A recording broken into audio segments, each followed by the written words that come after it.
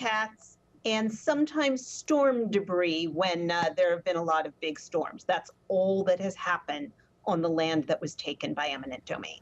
And this land, it was taken through the Kelo ruling. It complemented the nearby Pfizer facility.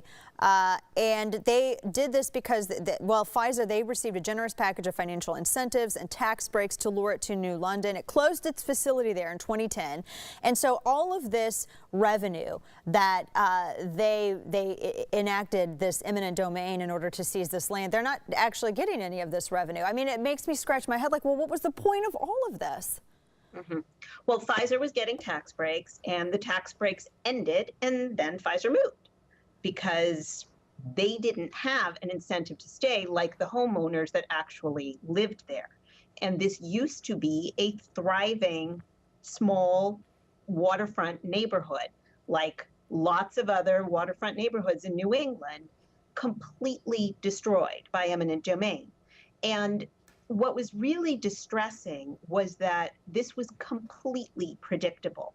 One of the arguments that we made throughout the case is this project will never be built. There is no market for this project. The developer at the time admitted that it was not going to build anything on the land taken by eminent domain for the foreseeable future.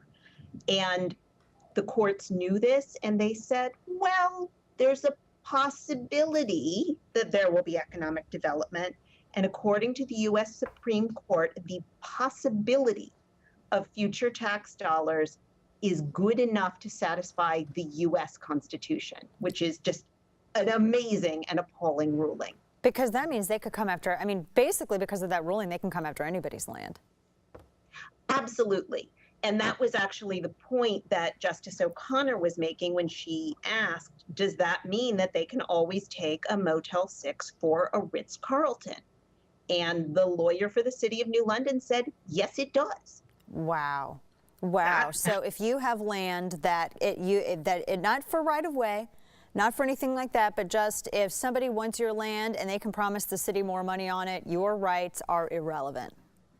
They can promise that there might be more taxes. That's right, might even be more. This is, I mean, how many, in the wake of this decision, I shudder to think what the impact has been on other eminent domain cases. I mean, how has this trickled down? I mean, and what's the effect been after this ruling?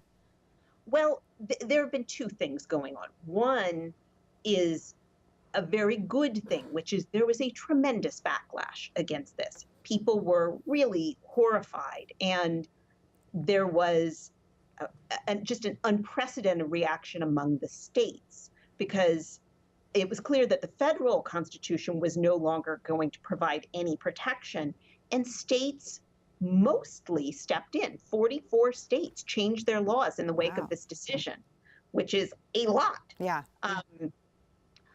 But under federal law, you are still completely and utterly out of luck. So nobody has won a case under federal law since this decision came down. And in some states, notably New York, and actually kind of strangely Colorado, there is a huge amount of eminent domain abuse going on.